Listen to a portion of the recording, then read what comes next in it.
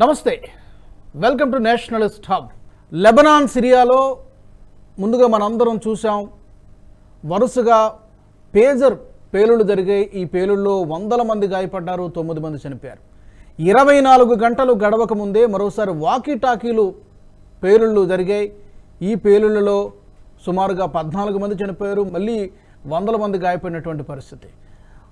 బహిరంగంగా ప్రకటించకపోయినప్పటికీ, అధికారిక ప్రకటన రాకపోయినప్పటికీ కూడా దీని వెనక మొసాద్ హస్తం ఉన్నది అనేటువంటిది ఓపెన్ సీక్రెట్గానే కనబడుతోంది. ఈ కైండ్ ఆఫ్ ఆపరేషన్స్, టూత్పేస్ట్ నుంచి పేజర్ల వరకు, వాకీ టాకీల వరకు, ఈ కైండ్ ఆఫ్ ఆపరేషన్స్ మొసాద్ ఎలా చేయగలుగుతోంది? అగ్రదేశాలకే సాధ్యం కానటువంటి టెక్నాలజీ కానీ, ఇలాంటి ఆపరేషన్స్ కానీ ఇజ్రాయిల్లో మొసాద్ ఎలా చేయగలుగుతుంది? వాళ్ళకు ఉన్నటువంటి బలం ఏంటి? అంత రీసెర్చ్ అండ్ డెవలప్మెంట్ జరుగుతోందా? ఇలాంటి ప్రమాదం భారత్కి కూడా పొంచి ఉందా అనేటువంటి అనుమానాలు కూడా కలుగుతున్నాయి. వీటి గురించి మనకి డీటెయిల్ అనాలిసిస్ అందించడానికి ప్రొఫెసర్, అలాగే అంతర్జాతీయ వ్యవహారాల విశ్లేషకులు పార్థసారథి గారు అందుబాటులో ఉన్నారు. పార్థసారథి గారు నమస్తే. నమస్కారం. పార్థసారథి గారు, కేవలం 24 గంటల వ్యవధిలో 2 మేజర్ అటాక్స్, అది కూడా మనం గతంలో ఎన్నడూ చూడనటువంటి ఈ కైండ్ ఆఫ్ ఆపరేషన్స్ మనం చూస్తూ ఉంటాం. ఎక్కడో రిమోట్ నొక్కితే ఇక్కడ బాంబు పేలడం అనేది వేరే. ఇప్పుడేంటి పేజర్లు అనేటువంటి ఈ మధ్యకాలంలో మనం వినబడినటువంటి పేరు అసలు వాడుతున్నారా అనేటువంటి ఆశ్చర్యం. పేజర్లు పేలడే, ఆ షాక్ నుంచి కోలుకోకముందే ఇప్పుడు వాకీ టాకీలు పేలాయి. ఏంటి ఈ కైండ్ ఆఫ్ ఆపరేషన్స్ మొసాదే చేసిందా? డెఫినెట్గా మొసాదే చేసినట్టు అందరూ చెప్తున్నారు. ఇప్పుడు మొసాదు ఇటువంటి ఆపరేషన్స్ గతంలో కూడా, గత దశాబ్ద కాలంగా ఈ టెక్నాలజీ ఏదైతే స్నూపింగ్ టెక్నాలజీ ఉందో ఆ టెక్నాలజీలో ఎన్నో ఆపరేషన్స్ చేసింది. గతంలో మొసాదు ఒక పాలస్తీనా ఉగ్రవాదిని చంపడానికి ఆయన యొక్క, ఎందుకంటే ఈ ఉగ్రవాదులు మొబైల్ ఫోన్లు వాడరు, ఆయన ఒక ఫ్రెండ్ ఇంట్లో ఒక చిన్న టెలిఫోన్ ఏదైతే ఉందో ల్యాండ్ లైన్, దాన్ని వాడేవాడు. ఆ ల్యాండ్ లైన్ లో వీళ్ళు బాంబు పెట్టి అతన్ని చంపడం జరిగింది.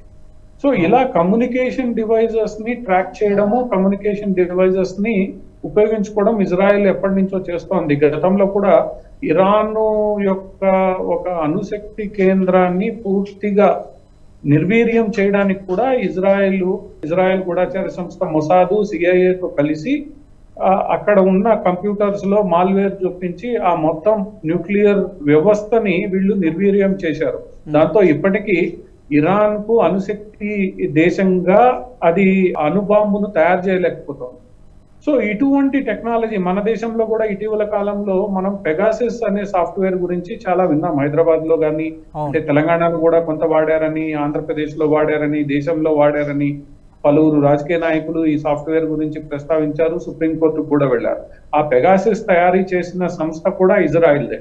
అంటే ఇజ్రాయిల్ దగ్గర స్నూపింగ్ టెక్నాలజీ అనేది ఈ డిజిటల్ కమ్యూనికేషన్ డివైజెస్ ని బ్రేక్ చేసే దాంట్లో ఉన్న సాఫ్ట్వేర్ ను తన నియంత్రణలోకి తీసుకోవడం, అంటే మాల్వేర్ ద్వారా కానీ, వైరస్ ప్రోగ్రామ్ ద్వారా కానీ తన నియంత్రణలోకి తీసుకుని ఆ సిస్టమ్స్ తను చెప్పినట్లు చేసేలా ఇజ్రాయెల్ అత్యాధునిక సాంకేతిక పరిజ్ఞానాన్ని కలిగి ఉంది. దాన్ని ఉపయోగించింది పలు సందర్భాల్లో.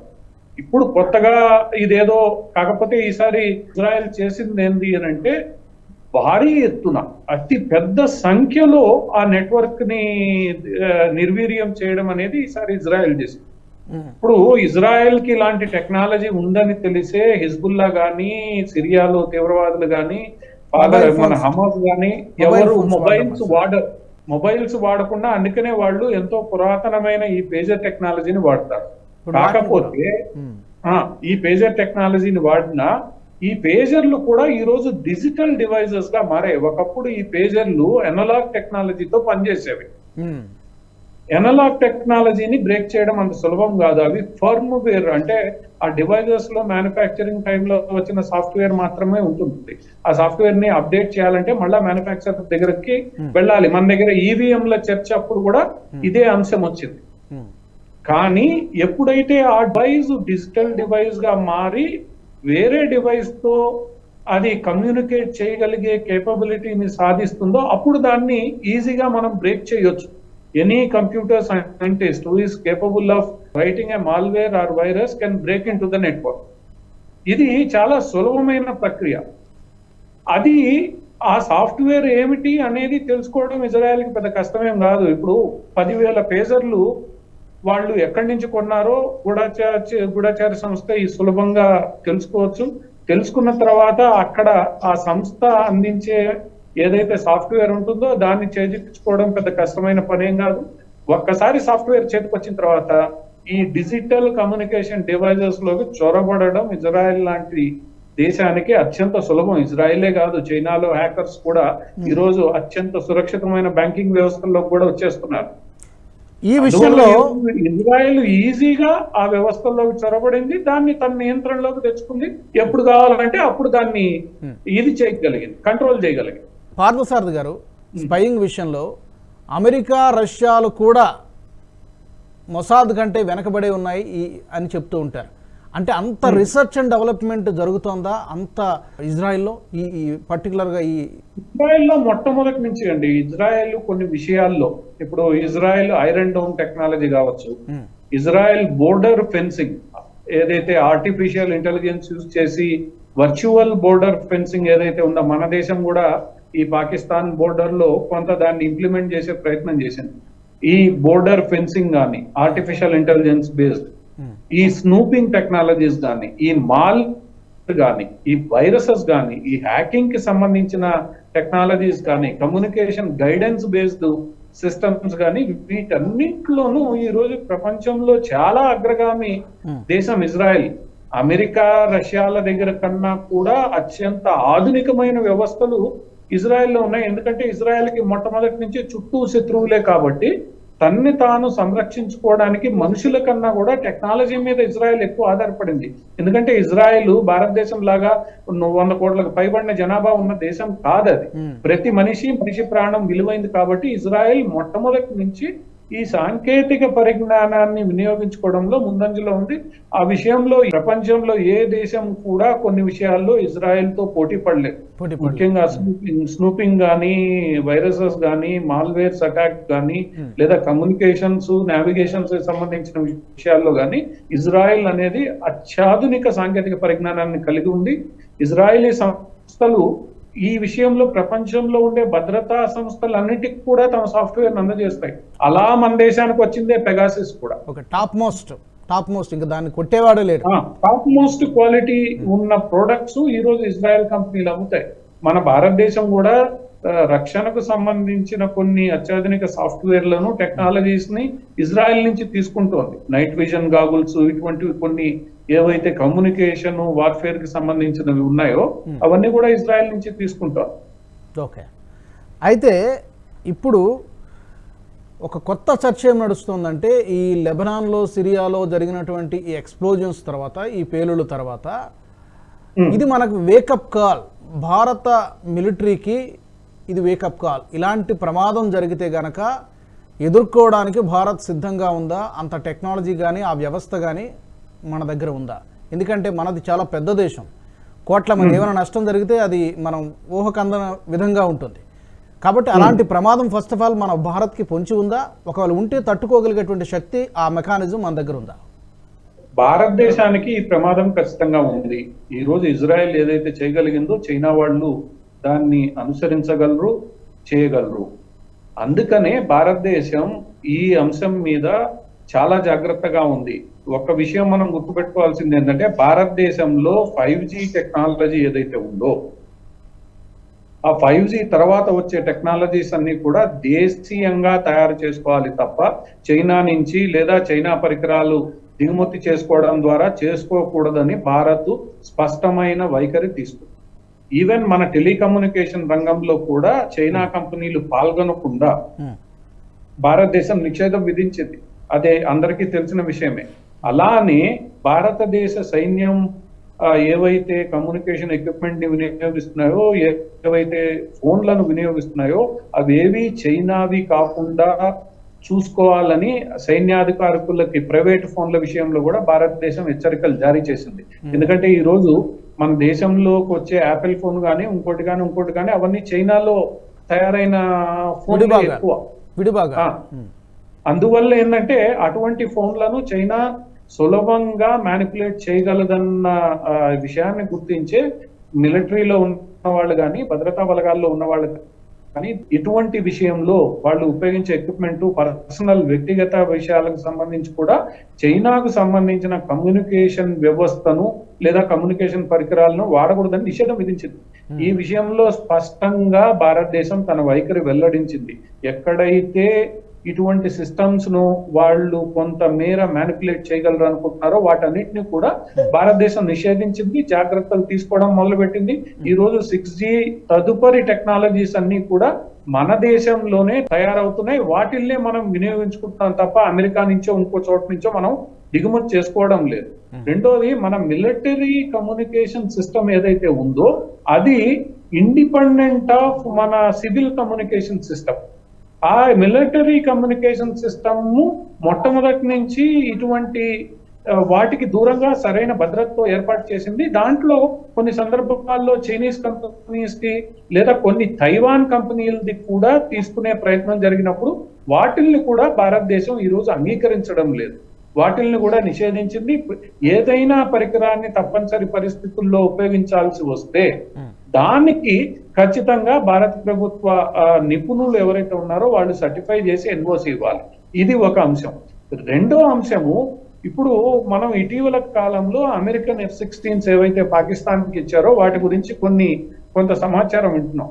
అమెరికా సరఫరా చేసే మిలిటరీ హార్డ్వేర్ ఏదైతే ఉంటుందో అది యుద్ధ విమానాలు కావచ్చు, ట్యాంకులు కావచ్చు, ఇవి కావచ్చు, అవి కొన్ని షరతులకు లోబడి వస్తాయి. ఆ షరతులకు అనుగుణంగా వాటిల్లో సాఫ్ట్వేర్ ఇన్స్టాల్ చేసి ఉంటుంది. ఇప్పుడు పాకిస్తాన్ F-16 ని అమెరికా చెప్పిన షరతులకు భిన్నంగా ఉపయోగిస్తే ఆ మిషన్ పనిచేయదు. అక్కడి నుంచి వాళ్ళు ఆపరేట్ చేయలేము. అందుకనే భారతదేశం ఎప్పుడు మిలిటరీ హార్డ్వేర్ కొన్నా కూడా ఇటువంటి నిబంధనలు లేని చోటనే హార్డ్వేర్ కొనింది. మిరాజ్ కొనడానికి కూడా మనం కారణం అదే. కానీ మన యుద్ధ పరికరాలకు సంబంధించి, యుద్ధ విమానాలకు సంబంధించి మనం ఎక్కువగా రష్యా నుంచి తీసుకోవడానికి కారణం ఏంటంటే రష్యా మన పరికరాల మీద అలాంటి స్నూపింగ్ కానీ అవకాశం లేకుండా ఎటువంటి నిబంధనలు లేకుండా ఇస్తోంది మనకి. మనం MiG-29 కొన్నా, ఇంకోటి కొన్నా కూడా. సో భారతదేశం ఈ విషయాన్ని ఎప్పుడో గ్రహించింది. అందుకనే మనం మిలిటరీ హార్డ్వేర్ కి సంబంధించి ఎక్కువగా రష్యా నుంచి తీసుకున్నాం తప్ప అమెరికా నుంచి పెద్దగా తీసుకోలేదు. ఇప్పుడిప్పుడే మనం అమెరికా నుంచి కొంత తీసుకుంటున్నాం. వాటిల్లో కూడా పూర్తి సాంకేతిక పరిజ్ఞానం బదిలీ గురించే మనం మాట్లాడుతున్నాం. దాంతో ఏంటంటే మనకి సాంకేతిక పరిజ్ఞానం మీద పట్టు ఉంటుంది. ఇటువంటి అవకాశం ఉన్న చోట్ల మనం వాటిల్ని సరి చేసుకునే ప్రయత్నము చేయవచ్చు. అందుకని భారతదేశం తన రక్షణ వ్యవస్థకు సంబంధించిన పరికరాలు కానీ, విధానాల్లో కానీ, మిగతా కమ్యూని వ్యవస్థల్లో కానీ ఈ అంశాలని ఎప్పుడో గమనించింది. దానికి తగిన ఏర్పాట్లు తీసుకుంటోంది. కానీ ఎప్పుడైతే డిజిటల్ కమ్యూనికేషన్ వరల్డ్ లోకి మీరు ఎంటర్ అవుతారో అది హ్యాకింగ్ కి ఖచ్చితంగా సిద్ధంగా ఉంటుంది. సో అందుకు తగిన జాగ్రత్తలు భారతదేశం తీసుకోవాల్సిందే. అది ఒక రోజులో అయ్యేది కాదు. ఇది సైబర్ వార్ఫేర్ అనేది ఈ రోజు ఒక ప్రత్యేకమైన యుద్ధ ప్రక్రియగా ఈ రోజు మనం గుర్తించామో ఆ యుద్ధ ప్రక్రియ ఏ రోజుకు ఆ రోజు కొనసాగుతూనే ఉంటుంది. కొత్తగా వచ్చే వాటిని మన సైబర్ నిపుణులు ఎదుర్కొంటూనే ఉంటారు. దానికి అనుగుణంగా జాగ్రత్తలు తీసుకుంటూనే ఉంటారు. ఇది ఇటీవల కాలంలో హోంమంత్రి అమిత్ షా ఒక విషయం చెప్పాడు. 3,000 మంది పైగా మేము సైబర్ యుద్ధ వీరుల్ని తయారు చేస్తామని గత వారం 10 రోజుల క్రితమే ఆ స్టేట్మెంట్ వచ్చింది.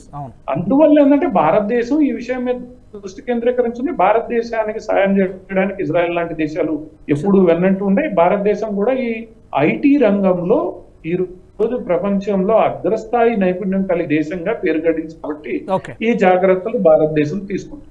లాస్ట్ పాయింట్ పార్థసారథి గారు, ఇజ్రాయెల్ ఈ విధంగా తయారు కావడానికి బ్రతుకు పోరాటం అనివార్యమైనటువంటి పరిస్థితుల్లో స్ట్రగుల్ ఫర్ ఎగ్జిస్ట్ వాళ్ళ బ్రతుకంతా కూడా 365 days 24 hours ఎప్పుడు కూడా అప్రమత్తంగా అలాంటి పరిస్థితుల్లో వాళ్ళు ఉన్నారు. చుట్టూ శత్రువులే. వాళ్ళని వాళ్ళు కాపాడుకోవడం కోసం, వాళ్ళ ఉనికిని నిలబెట్టుకోవడం కోసమే ఈ విధంగా వాళ్ళ పౌరులు కూడా ఎక్కడెక్కడ ప్రతి ఇంట్లోనూ ఒక బంకర్ ఉంటుందని చెప్తూ ఉంటారు. ఇది నిజమేనా? అంటే అలాంటి పరిస్థితుల వల్లనే వాళ్ళు ఇంత శక్తివంతంగా తయారయ్యారు అనుకోవచ్చా? తప్పనిసరి అండి. ఇప్పుడు ఇజ్రాయిల్ ఏర్పాటే వైపరీత్యమైన పరిస్థితుల మధ్య జరిగింది. చుట్టూ శత్రువులు, దేశంలో ఉన్న వాళ్ళని నమ్మే పరిస్థితి లేదు. అటువంటి పరిస్థితుల్లో 1940ల నుండి ఇజ్రాయిల్ పోరాడుతూనే ఉంది. ఇజ్రాయిల్ తన అస్తిత్వాన్ని చాటుకోవడానికి ఏ రోజుకు ఆ రోజు పోరాటం చేస్తూనే ఉంది. ఆ పోరాటంలో ప్రజలందరూ భాగస్వాములయ్యారు కాబట్టే ఈ రోజు ఇజ్రాయెల్ ఇంత సుదీర్ఘ కాలం పోరాడగలుగుతోంది. పోరాటంలో అలసిపోవడం లేదంటే తరతరాలుగా ప్రజల్ని ఇజ్రాయెల్ ఈ దిశగా వాళ్ళని తయారు చేస్తోంది, ఈ దిశగా వాళ్ళని మలుస్తోంది. కాబట్టే అక్కడ ప్రతి తరము అంటే ఇప్పుడు కొత్తగా వచ్చిన తరం కావచ్చు, పాత తరాల వ్యక్తులు కావచ్చు, వీళ్ళందరూ ఈ విషయంలో జాగ్రత్తలు తీసుకోవడం అనేది వాళ్ళు బై బర్త్ నేర్పించడం జరుగుతోంది వాళ్ళకి. ఏ రోజు వాళ్ళు బతకాలి అని అంటే ఏ తీవ్రవాది ఎక్కడి నుంచి వచ్చి బాంబు పేలుస్తాడో, ఏ సూసైడ్ బాంబర్ ఎక్కడి నుంచి వస్తాడో, ఎవరు ఎక్కడి రాకెట్ వేస్తారో వాళ్ళకి తెలియదు. అందుకనే ఎంత ఐరన్ డోమ్ ఉన్నా కూడా ఇజ్రాయెల్ మానవ ప్రయత్నాలు కూడా చేస్తూనే ఉంటుంది వాళ్ళని కాపాడుకోవడానికి. ప్రతి ఇంటిలో బంకర్లు ఉంటాయి, సైరన్లు మోగుతాయి.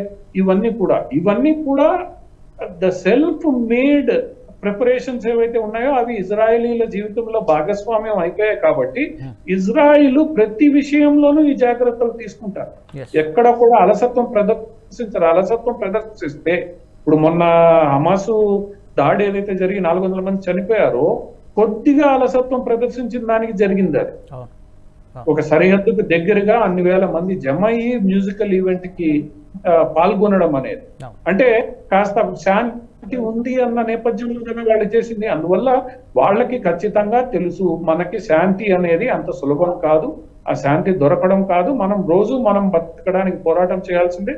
అందుకు అవసరమైన సాంకేతిక పరిజ్ఞానాన్ని ఎవరి స్థాయిలో వాడు తయారు చేసుకున్నాడు. ప్రభుత్వ స్థాయిలో ప్రభుత్వము, సామాజిక స్థాయిలో సమాజము అందరూ చేసుకున్నారు. అటువంటి టెక్నాలజీ సృష్టించుకున్నారు వాళ్ళు, క్రియేట్ చేసుకున్నారు. ఎందుకంటే వాళ్ళకి అది అత్యవసరం. మనకి అవసరమా ఇంత అని అనిపించవచ్చు, కానీ అక్కడ రోజు పోరాడుతున్న వ్యక్తికి అది ఖచ్చితంగా అవసరం, నిత్యావసరం వస్తువుల్లో ఒకటే అది రక్షణ అనేది. సో అందువల్ల వాళ్ళు తప్పనిసరి ఇటువంటి టెక్నాలజీస్ ని డెవలప్ చేసుకోవాల్సి వచ్చింది. కాబట్టి వాళ్ళు అగ్రగామిగా ఉన్నారు. ఎంత మంచి టెక్నాలజీ ఉంటే అంత సేఫ్ గా వాళ్ళు ఉండగలుగుతారనేది వాళ్ళకి స్పష్టం. Thank you so much Parthasarathi గారు, చాలా డీటెయిల్డ్ అనాలిసిస్ అందించినందుకు. Thank you very much for joining us. Thank you అండి, నమస్కారం. లెబనాన్, సిరియాలో జరిగినటువంటి ఈ దాడులు కేవలం ఆ దేశానికి మాత్రమే పరిమితం కాదు. ఈ దాడుల తర్వాత భారత్ కూడా అప్రమత్తంగా ఉండాల్సినటువంటి అవసరం కనిపిస్తోంది ఈ సైబర్ వార్ఫేర్ను తట్టుకోవడానికి. ఎందుకంటే మన దేశం చాలా పెద్దది, ఎప్పుడు కూడా దాడి చేయడానికి సిద్ధంగా ఉన్నటువంటి శత్రువులు కూడా ఉన్నారు. కాబట్టి ఇలాంటి దాడి భారత్లో జరిగితే కనుక, జరగకూడదనే కోరుకుందాం, ఒకళ్ళు జరిగితే కనుక తట్టుకోవడానికి సర్వసన్నద్ధంగా ఉండాల్సినటువంటి అవసరం అయితే కనిపిస్తోంది. ఇది వాటి ప్రత్యేక కార్యక్రమం. Keep watching Nationalist hub. ఈ వీడియో మీకు నచ్చినట్టయితే లైక్ చేయండి, 10 మందికి షేర్ చేయండి. అలాగే కామెంట్ల రూపంలో మీ అభిప్రాయాలను మాతో పంచుకోండి. Nationalist hub group of channels ను సబ్స్క్రైబ్ చేసుకుని తెలుగునాట జాతీయవాద జర్నలిజాన్ని ప్రోత్సహించండి. ఈ వీడియో కింద ఉన్న బెల్ ఐకాన్ పై క్లిక్ చేయడం మర్చిపోవద్దు.